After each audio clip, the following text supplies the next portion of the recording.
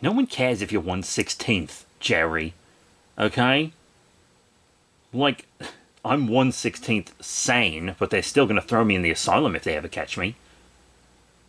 Yeah, no, I don't want to hear it, Elizabeth Warren.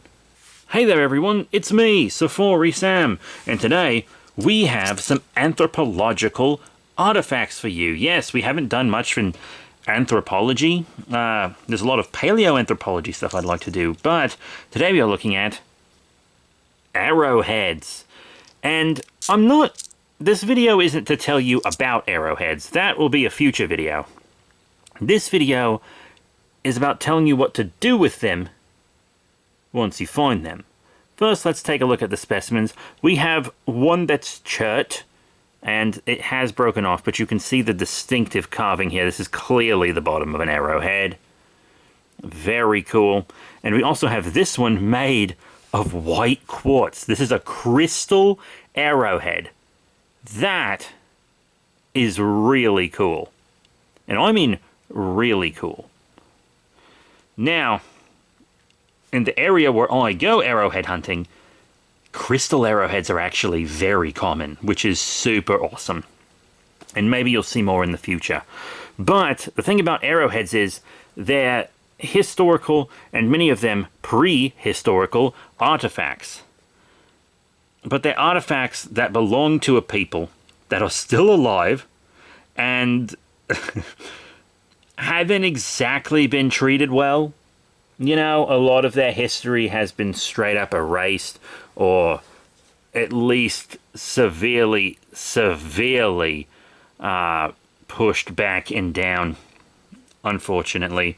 Which is too bad, because Native American culture is rad. I remember when I was a kid in school, we all had to write papers on a different mythology, and I got Native American, and it was some of the coolest shit I'd ever heard in my life. Awesome. Amazing. Super interesting cultures. And I really wish that people taught more about them. If there are any Native American groups in Georgia that would like to use this platform to educate people, please let me know.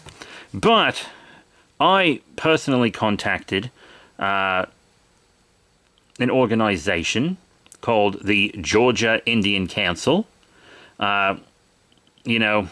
The Georgia Council on American Indian Concerns was created by the Georgia General Assembly and is the only state entity specifically authorized to address the concerns of Georgia's American Indians. And this is, of course, all coming directly from their website.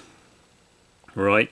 So it's tasked with fostering the cultural heritage of American Indians here in the state of Georgia, advising state and local government on issues affecting these Native Americans. They also assist with American Indian burial protection and reparation. So the council consists of 9 governor-appointed members, 5 of which are required to be American Indians, which is good, a physical anthropologist, an archaeologist, and one other scientist.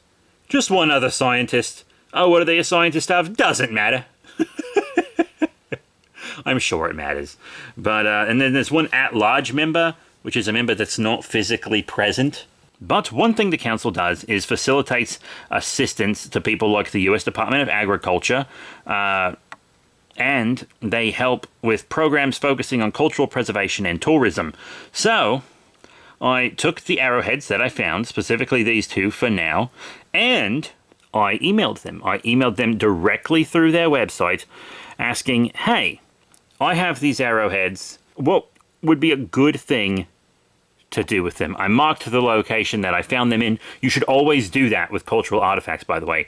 You find them, mark where you found them, because the place they were found and the way they were found is very important to understanding their history. If you can, take a lot of pictures of them before you pick them up even. Or if it's something big, you can even just leave it be. If it's something little like this, it might be completely lost by the time you go back. But if it's something big, probably best to just leave it and bring someone else in to look at it. But they got back to me very quickly, and they told me, hey, we really appreciate that you've contacted us about this. You can just donate them to really any local museum. I asked if there was a specific museum that they thought was best, and they told me that they didn't really care, basically. They were just like, oh, whatever museum you want, local or not, blah, blah, blah. I have picked a museum for them. I'm going to donate it to that museum's education department, not the exhibits department, the education department, unless they don't want them, in which case I will donate them to exhibits. When there's a specific museum that I donate things to. I donate multiple things, and I've donated things to them that I haven't talked about because sometimes when my more exotic pets die, which is rare, but it does happen, their bodies go to this museum. Recently, one of our pets did pass away prematurely. I haven't been able to find the strength to talk about it yet. I'll get there one day, but I'm not there yet. Sorry. But we donate a lot to them because we have all this land that we have access to. We don't own it, we just have access to it. And we find stuff like this all the time. So these are going to be donated straight to our favorite museum. And hopefully they will accept them. I'm sure they will. They're super cool. And their local history, that's really neat. Now, these were found in Jasper County, Georgia. I actually had trouble finding which tribes would call that home. The state recognized tribes. I'm not saying this is all the tribes. But the currently remaining, because, hey, we've done a lot to ensure that there aren't a lot of remaining Native Americans, and we should kind of answer for that. But the state-recognized tribes are the Georgia Tribe of Eastern Cherokee, the Cherokee of Georgia Tribal Council, and the Lower Muskogee Creek Tribe. I don't know which these would be associated with. If anyone knows which these would be most associated with, or who they would be most associated with, based on, you know, the geological location within Jasper County, kind of a little outside the city limits of Monticello, Georgia. The reason we found them there is because B3 actually has a physical store in Monticello, Georgia, in the Shops of Monticello on the Square, where he sells fossils, rocks, shells, comic books, trading cards, action figures and stuff. We don't sell arrowheads, though. We do not sell arrowheads. But if you know which tribe this would be associated with, please let us know, because we had trouble kind of figuring that out. And we would really like the help of the Sephora Sam community, aka the Kissable Misters. B3 picked that name, not me. But also, we don't sell these arrowheads. They're important artifacts. Indiana Jones would say, "It belongs in a museum." Terrible Harrison Ford impression. But a lot of the stuff Harrison Ford's Indiana Jones took actually didn't belong in a museum. It belonged with the indigenous people. And these do too if they want them, but I was specifically told by the people who rightfully own these artifacts that they should be in a museum, and that makes me happy. Especially since I can donate them to my favorite museum. Hooray!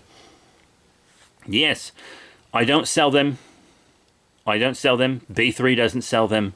We do sell some things. As I said, we sell a lot of shells, crystals, fossils, other rocks. There have been arrowheads in the store.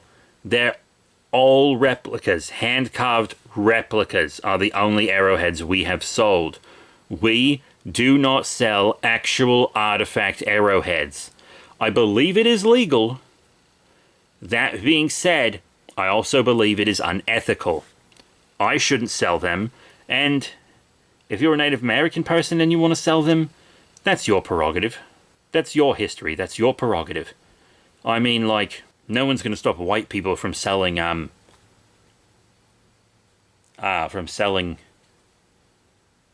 like, I can't think of something from white culture that's predominantly white.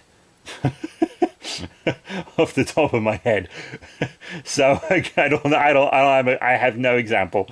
Don't sell arrowheads. Donate them. They're a magnificent piece of history, and sometimes even prehistory, and they should be preserved. I mean, this one's already pretty beat up. This one's still kosher. I just really want to do right here. So we donate them to a local museum. If you are unsure what to do with any arrowheads, pottery pieces, things like that you find in your local area or abroad, contact someone. There are infinite resources upon the interwebs. I contacted our local state council. They told me exactly what to do with these, and that is exactly what I'm going to do with them. If you guys ever need me to back that up, I'll have documentation. So, that is it. If you find Native American arrowheads, return them to the tribes if possible. If not, because we killed most of them, take them to your local museum. Just ask what you should do with them, and I'm sure you'll be able to figure it out. So that's it. Thank you all very much for your support. This is kind of a specimen episode, kind of a how-to in a way. It's a little different than a lot of episodes. Next time will probably be more isopod content. Definitely check that out. But that's it. Thank you all once again, and I'll see you all next time. Bye for now. I was so nervous that whole video, Jerry. I don't want to... I just... This is a sensitive topic, Jerry. That's why. The fact that... No, the fact that you don't understand just shows me that you're fucking ignorant. I mean, Christ, I'm an asshole and a jerk in every regard, and even I know that we shouldn't, like, keep these. Right? Like, since we do a lot of educational outreach, keeping one, I think, would be fine, so to be used for educational purposes, but I don't need more than one, Jerry. These are both going to the museum. We can't keep them.